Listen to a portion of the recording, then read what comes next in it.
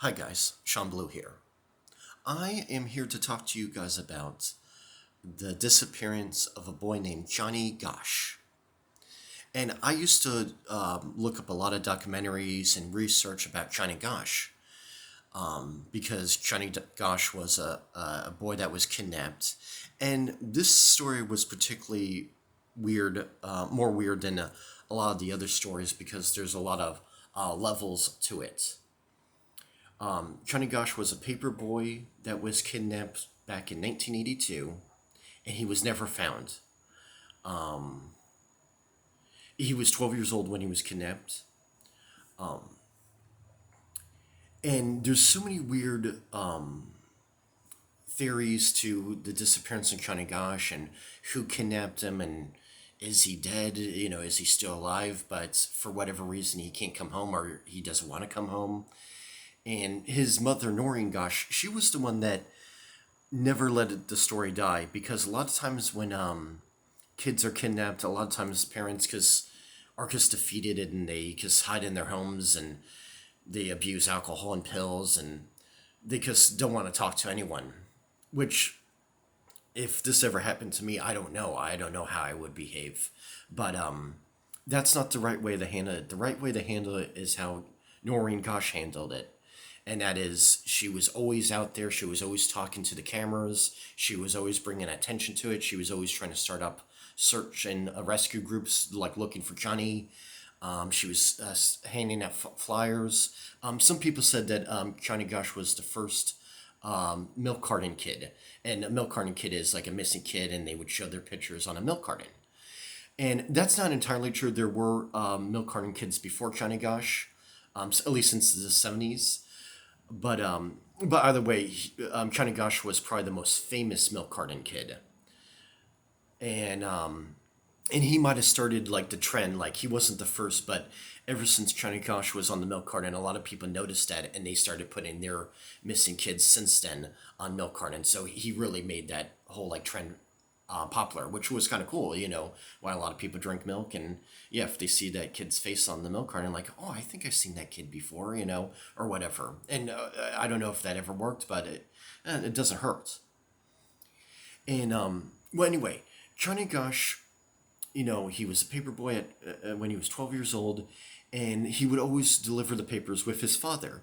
And he was thinking, I'm 12 years old, he's still very much a kid, but he was thinking, like, I'm not a baby, I can deliver papers by myself, like many other kids in the neighborhood did. So this was the first time he ever delivered newspapers by himself without the help of his father. And he went out, early, like paper boys have to go, and he was started delivering papers, and there was a lot of like paper boys in the area and that he was friends with, and he was talking to them. But there were in this particular day there was a strange car that kept on driving around, and there was this like middle-aged man that was driving with a mustache, and he looked Italian, but who knows. And he was like asking for like directions for somewhere or whatever, and I don't know if the paper boys were able to help him or not, but Johnny Gosh, after the guy drove off, he had like a weird feeling, and he's like, you know what, I kind of want to go home. So I think he decided to go home and just get his father and do it with his father, while he kind of got creeped out by this man that was asking for directions. And when Johnny was walking off by himself with his wagon, yeah, I believe he had a wagon with him. There was yeah, to keep the papers. There was this very young blonde-haired guy. He might have been a high school kid, or he might have been slightly older, like 18, 19, something like that, who was following him. He had like shaggy blonde hair, and he was following Johnny. And he grabbed Johnny, and he threw Johnny in the back of the car, of the same car where that man with the mustache was driving. And apparently there was someone else in the back seat as well that helped grab Johnny. We're going to get to that soon.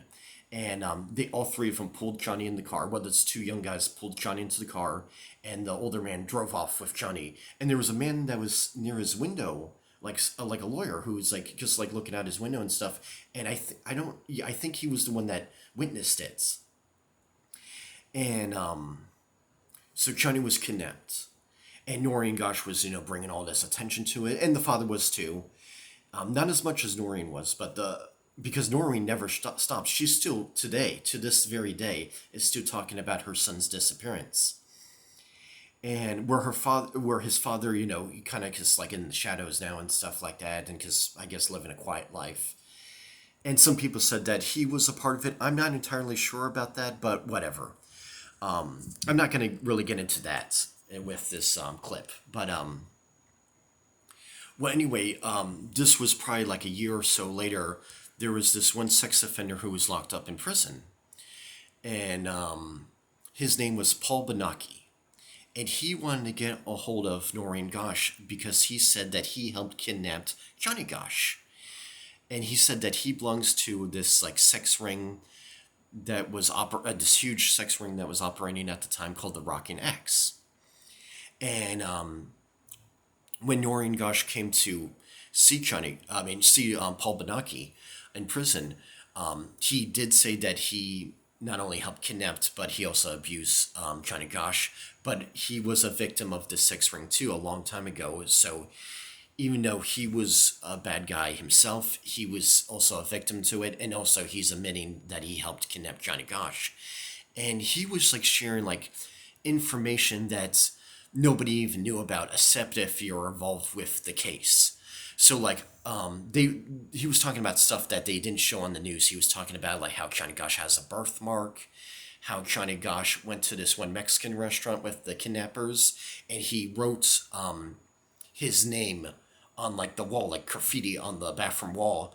And he even said what restaurant it is, and he said like that his name was written there, and he went to that particular restaurant and Johnny Gosch's name was written there. So that means that Paul Benaki he was a part of the kidnapping of Johnny Gosch.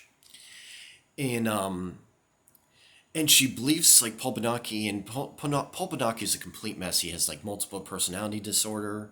He was locked up for abusing a relative in a sexual way, and yeah, he just has like all these like problems